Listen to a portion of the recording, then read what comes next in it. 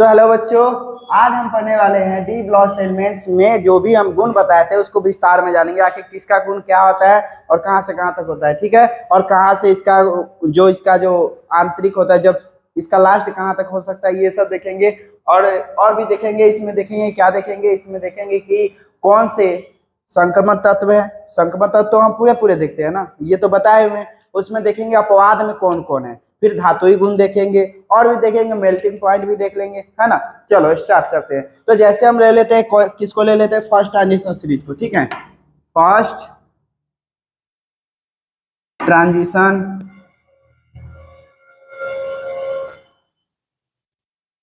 Series,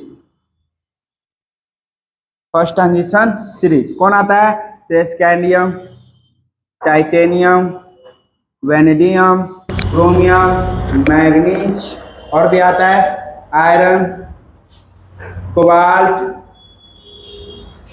nickel, copper और zinc, ये सभी आते हैं। अच्छा, आपको पता होगा कि जिंक कहाँ पे आता है, बताइए तो। D1 में कौन आता है, तो D1 में स्कैंडियम आता है, D2 में टाइटेनियम आता है, D3 में वेनेडियम आता है, D4 में क्रोमियम आता है, D5 में कौन आता है, मैग्नीज आता है, ठीक है। D5 में मैग्नीज, D5 में कौन आता है, मैग्नीज। D6 में कौन आता है, आयरन। D7 में कौन आता है, कोबाल्ट। D8 में कौन आता है, निकेल। D9 में कौन आता है, कॉपर। और D10 में जिंक आता है, ठीक है। चलो, इतना तो पता ही होगा। और हम बताए थे कि संक्रमण तत्व कहां से कहां तक को कहेंगे, तो 1 यानी D1 से लेकर D9 तक के एलिमेंट्स को संक्रमण यानी ट्रांजिशन एलिमेंट्स कहेंगे, ठीक है। तो यहाँ से कहां से, D1 से लेके कहां तक, बताइए तो कहां तक, D1 से लेके D9 तक, ये सभी तत्व क्या कहलाते हैं, संक्रमण तत्व। क्या कहलाते हैं, संक्रमण तत्व कहलाते हैं, ठीक है। संक्रमण तत्व कहलाते हैं।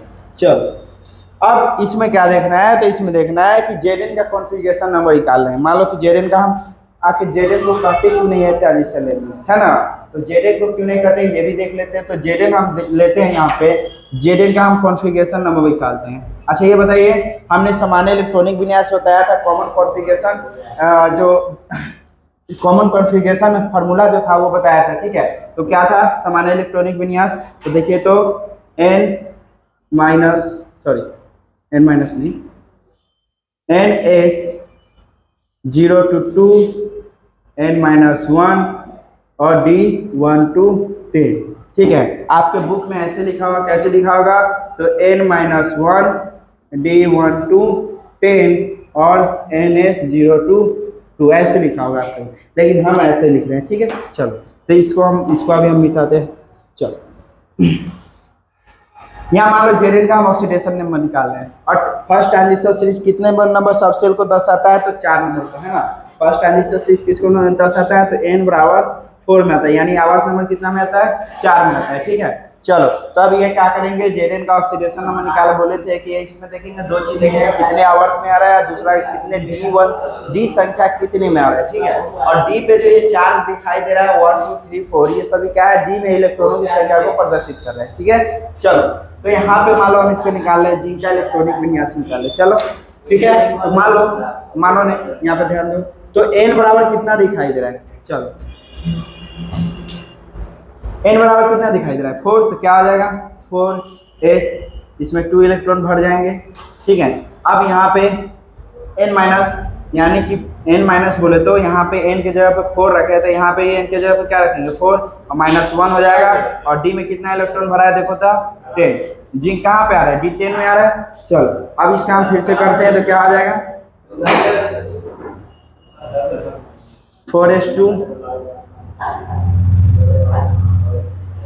3d10, ये हो गया इलेक्ट्रॉनिक, ठीक है। क्या हो गया, 4s2 3d10, कोई दिक्कत। चलो, अब एक चीज और लेते हैं, क्या लेते हैं, कॉपर को लेते हैं, और किसको लेते हैं, क्रोमियम को। हमने एक चीज बताया था, क्या बताया था कि दो जो फर्स्ट ट्रांजिशन सीरीज में एलिमेंट्स वो क्या है, अपवाद में रहते हैं, ठीक है। क्या रहते हैं, अपवाद में रहते हैं। चलो, तो कौन कौन से हैं, तो क्रोमियम और कॉपर, क्रोमियम और कॉपर। हमने ये चीज बताया था, या तो स्टेबल तभी रहेगा, या तो जब स्टेबल डी ब्लॉक तभी रहेगा जब उसमें आधा तरह से इलेक्ट्रॉन भरा रहे, अपूर्ण तरह से आधा इलेक्ट्रॉन भरा रहे, या पूरी तरह से पूरा इलेक्ट्रॉन भरा रहे। यानी कि बोल रहे हैं कि मान लो कि ये स्थायी करना है तो या तो इसमें पूरा भरा रहे, 1 2 3 4 और 5, इसमें या तो अर्ध पूरी तरह से भरा रहे या तो पूरी तरह से भरा रहे। ठीक है,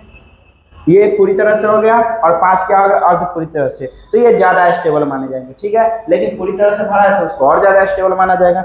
लेकिन एक चीज़ और बताए थे कि जैसे ही 4 होगा तो उसमें क्या करेगा, उसमें एक क्या होगा, उसमें से s पर से एक इलेक्ट्रॉन कहाँ पे चला जाएगा, d ऑर्बिटल में चला जाएगा। ठीक है, s पर से एक और इलेक्ट्रॉन कहाँ चला जाएगा, d ऑर्बिटल में चला जाएगा। ठीक है, तो हमने बताया था मान लो कि हम कॉपर का यानी क्रोमियम का निकाल ले, क्रोमियम या कॉपर का निकाल ले। चलो क्रोमियम या कॉपर का निकाले, तो क्रोमियम का निकालना तो क्या आ जाए, क्रोमियम देखो तो कहाँ पे आ रहा है, D4 में आ रहा है और कितना सब सेल है, तो 4 है। ठीक है, यानी n बराबर कितना में आ रहा है, और नंबर 4 में आ रहा है। तो देखो यहाँ पे ध्यान दो, n के जगह पे क्या बैठाएंगे, n के जगह पे 4 बैठाएंगे और इसके बाद क्या बैठाएंगे, क्रोमियम 4 हो गया, और उसके बाद s और क्या बैठाएंगे 2।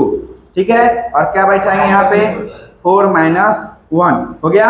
अब आप क्या बैठाएंगे, कहाँ पे आ रहा है, तो D4 में आ रहा है, तो क्या आ जाएगा D4।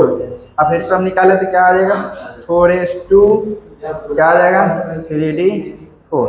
अब ये हमें बताइए क्या ये स्टेबल है, ये स्टेबल है, बताइए तो ये स्टेबल है, नहीं है स्टेबल। क्यों नहीं स्टेबल है, हमने ये बताया था, या तो अर्ध पूरी तरह से भरा रहे या तो पूरी तरह से भरा है, तब ज्यादा स्टेबल माना जाएगा। यदि 9 और 4 इलेक्ट्रॉन डी ऑर्बिटल में भरे जाए तो उसको स्टेबल नहीं माना जाएगा। तो स्टेबल ना मानने के कारण क्या होता है, उसमें से s पर से एक इलेक्ट्रॉन उठ के कहाँ चले जाते हैं, डी ऑर्बिटल में चले जाते हैं, तो ये स्टेबल नहीं है। यानी कि क्या है, ये अभी गलत है, ये अभी गलत है। तो क्या आ जाएगा, क्या आ जाएगा बताइए तो 4s1 3d5, ये क्या आ गया, ये सही है।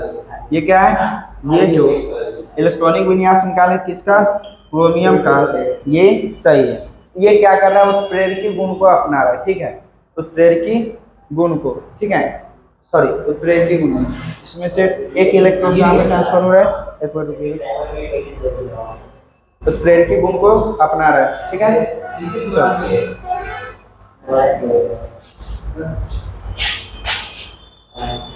हो गया। चलो अब इसमें बोल रहा है क्या होता है कि जब यहाँ पे क्या होता है, अपवाद में रहता है। अपवाद में क्या रहता है, तो इसमें इस सीरीज में यानी कि जो फर्स्ट ट्रांजिशन सीरीज है इसमें कौन सा अपवाद में है, तो इसमें अपवाद में पहला क्रोमियम है, दूसरा कौन है बताइए तो, पहला तो कौन हो गया क्रोमियम और दूसरा कौन है कॉपर। ठीक है, ये क्या है अपवाद में, क्यों, क्योंकि इसके डी ऑर्बिटल में अस्थायी रूप से क्या होते हैं, इलेक्ट्रॉन भरे होते हैं। ठीक है, अस्थायी रूप से इलेक्ट्रॉन भरे होते हैं, यानी कि इसमें सॉरी अयूनित तरह से इलेक्ट्रॉन तो भरे होते हैं लेकिन पूरी तरह से अस्थायी नहीं होते, जिसके कारण क्या होता है, ये अपवाद में आ जाते हैं। और पूरी तरह से स्टेबल करने के लिए क्या करते हैं हम लोग, एस ऑर्बिटल से एक इलेक्ट्रॉन यहाँ पे स्थानांतरित हो जाता है डी ऑर्बिटल में। तो ये हो गया। अब यहाँ पे मान लो कि हम कॉपर का निकाल रहे हैं। ठीक है, कॉपर का यानी कि Cu का, ठीक है, कॉपर का निकाल रहे हैं तो क्या आ जाएगा, कॉपर का देखो था कहाँ पे आ रहा है D9 में, तो क्या हो जाएगा, पहले तो हम देख लेंगे कहाँ पे आ रहा है, फर्स्ट ट्रांजिशन सीरीज कितने में आ रहा है, 4 में आ रहा है। ठीक है, तो यहाँ पे देखोगे 4 माइनस हो जाएगा ना, वो तो फॉर्मूला है, 4 - 1 D कितना आ जाएगा, D9 हो जाएगा। ठीक है, अब इसको हम फिर से बताएं तो क्या आ जाएगा 4s2 और क्या आ जाएगा 3d9। क्या ये पूरी तरह से स्टेबल है, नहीं है, पूरी तरह से स्टेबल नहीं है। तो पूरी तरह से स्टेबल करने के लिए क्या करेंगे हम लोग, हम बताए थे क्या करना है, एस से एक इलेक्ट्रॉन कहाँ पे चला जाएगा, डी में चला जाएगा, जिसके कारण क्या हो जाएगा, स्टेबल हो जाता है। ये रॉन्ग है, सही देखा जाए तो क्या हो जाएगा 4s1 सही से 4s1 और 3d10, ये क्या हो गया, सही हो गया। इलेक्ट्रॉनिक कॉन्फ़िगरेशन किसका, कॉपर का। ठीक है, तो ये तो हमको याद रखना है, अपवाद में जो रहता है यही दोनों है, हमने बताया था जो अपवाद में रहता है यही दोनों है अपवाद।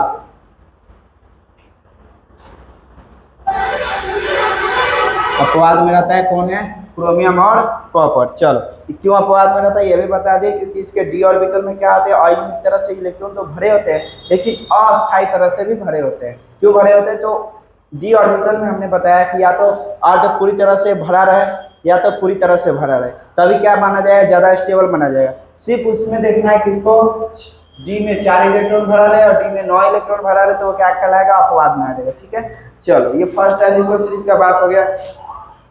अब आते हैं धात्विक लक्षण कैसे प्रदर्शित करता है। चलो धात्विक लक्षण कैसे प्रदर्शित करता है, इसको मिटा दें, चलो इसको मिटाते हैं।